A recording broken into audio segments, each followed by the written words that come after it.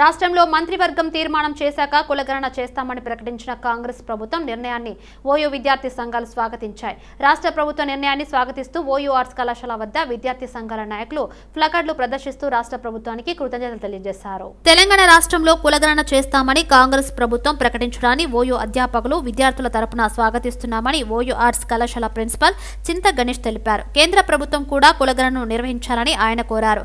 రాష్ట్ర దేశ స్థాయిలో కులగణన చేయడం ద్వారా అన్ని వర్గాల ప్రజలకు సామాజిక న్యాయం జరుగుతుందని తెలిపారు.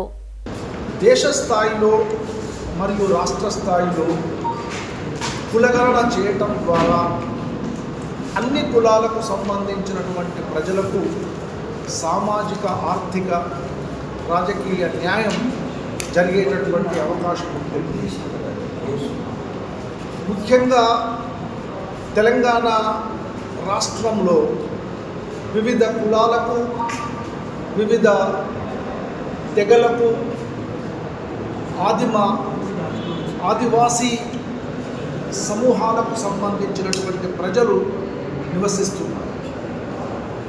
75 ఏళ్ల స్వాతంత్రం తర్వాత కూడా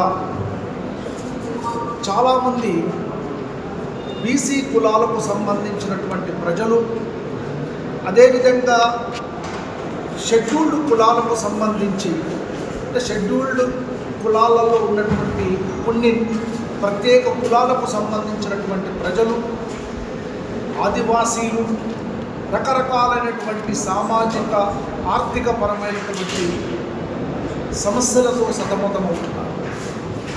కాబట్టి దేశంలో కానీ రాష్ట్రంలో కానీ